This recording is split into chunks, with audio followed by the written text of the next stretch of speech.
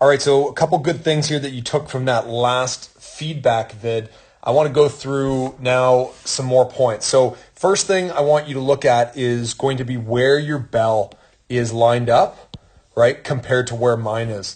So yes, you have brought your bell much closer to your feet, which is good, but if you still have a look sort of at this line here compared to where yours is, your bell is positioned too close to your feet. So a little bit too close now. Before it was too far. Either way, this is a better position. You just need to be able to move this bell right to about here to get started.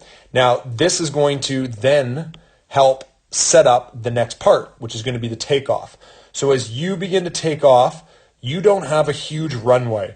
Okay, so you are just pulling back from the feet as opposed to pulling back from the front of the feet. Now look at that backswing compared to this backswing, right? So again, that's just it. I know giving you the golf analogy will make sense here. You are hitting your pitching wedge 30 yards here, and I'm hitting my pitching wedge 100 yards. Although we both know in real life, we probably do it the other way around. Regardless, you need to get that bell out in front, which is going to give you a better backswing. The other thing that this is going to do, and I bet you it's just because of the position, and I'll show you where mine is this line here from the arm all the way through the bell compared to where yours is, and then how it comes back down, right?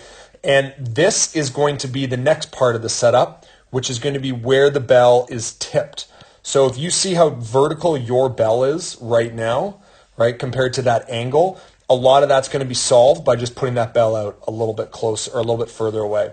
Okay, next part. In your swing, we want to look at where you're generating, how you're generating power. So this hinge, I want you to have a look at your knees and your hips. Now just look at the direction that they go in here. So the knees are starting to travel forwards, right? The hips are coming forwards, which is good. But what I want to see a little bit more of here is your knees staying fairly not straight, but staying in that same position, and then they actually begin to move back because your leg needs to straighten out. So my hips are still going to come forwards, but it's going to look like the knees are going back, and that's just because they're straightening out. So if you watch, see in this next swing, as the hips come forwards, it's almost like those knees come back. They sort of do. They're staying over that same line, but the important part here is that your hips are coming forwards, okay, which is good. Now we just need to create a little bit more drive by straightening those legs out first a little bit more.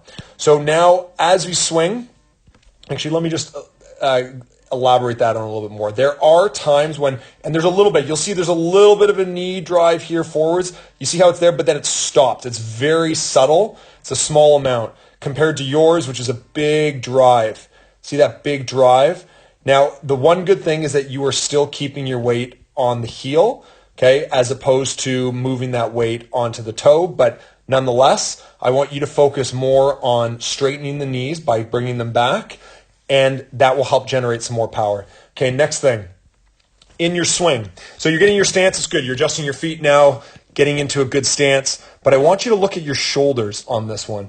So the shoulders that are coming up in this position, okay, need to be packed a little bit better. So you need to have your shoulders down and back. And this is going to, a little bit of a different angle here, but if you just look at the shoulders, both where you and I are in this same part of the swing, you see how they're just a little bit elevated versus the shoulders here are pretty much grounded. They're packed. So keeping the shoulders down and back is going to create more stability in through the whole mid to upper back. And that stability means when you get into a heavier bell, because your warm-up bell weight here, okay, is pretty light, you can get away with it. But with a heavier bell, you are going to be able to control that better, especially when the bell comes right back down.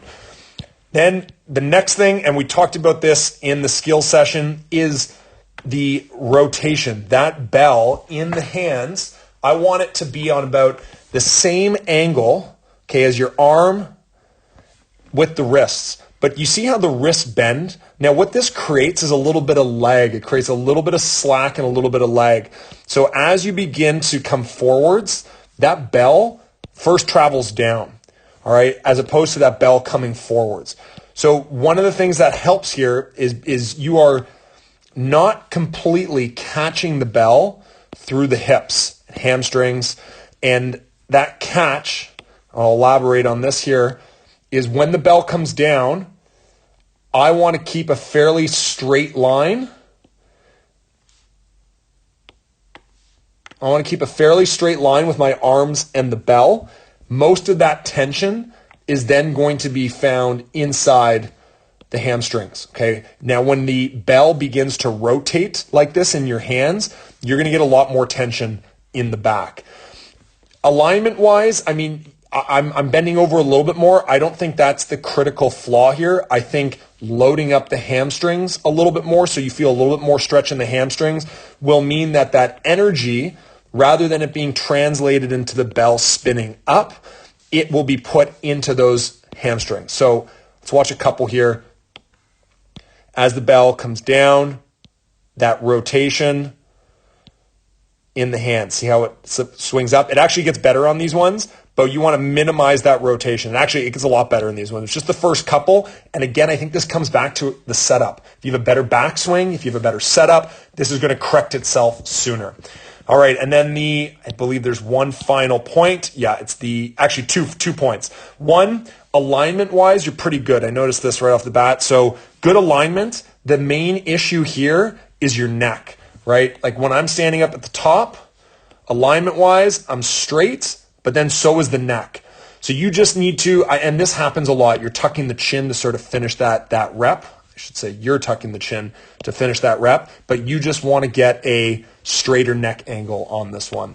Okay, and then the final point here, this was also a big point in today's skill session, is a late catch, catching that bell late. So the catch is when you let that bell come back down between the legs, there's going to be a point here of weightlessness. And this weightlessness is going to then be picked up at a point right about here, let's say, where your grip now takes over. And then this distance between where the grip takes over and the back swing is really going to be, that's where you catch the bell, right? You're directing the bell through the first part, and then you catch the bell through that last part. And late hips means that the bell, so right now it's floating, it's coming down. I am still straight up. I am just beginning to hinge here. And you can see my knees are locked. Okay, my knees are still locked. Now, as that bell comes lower, I'm now beginning to hinge. But look at my knees. Look at my knees. They don't start bending until that hinge has begun, right? They don't start bending until that hinge has begun, and I really don't start hinging until this point in the swing. So in this point in the swing, so if you go back here, bell's coming down, but I have not moved yet, right? Now let's have a look at yours. So at the top here, bell's coming down. You see right now how you are still vertical. This one actually isn't as bad as a couple of the other ones that I looked at, and it's not terrible, but some improvement here. So one, your knee should still be locked, and you should absolutely be hinging before your knees bend anyway. All right, and the second thing is that when you come down, you see where that bell is, let's say right between the knees. So I'm going to get into a point here where the bell's between the knees, right? Look at the angle of my knees compared to yours. Your knees, and this is going to lead into your backswing. But the hands coming back in this position, my knees are bent about as much as yours are right now. Now, as you begin to hinge, you sort of you pick up that slack, but we get back into and this was actually better with the bell as far as it rotating in the hands. But as you drive forwards, a little less slack in your hands will mean more power coming forwards, a little more of your knees coming back with your hips coming forwards will drive more power.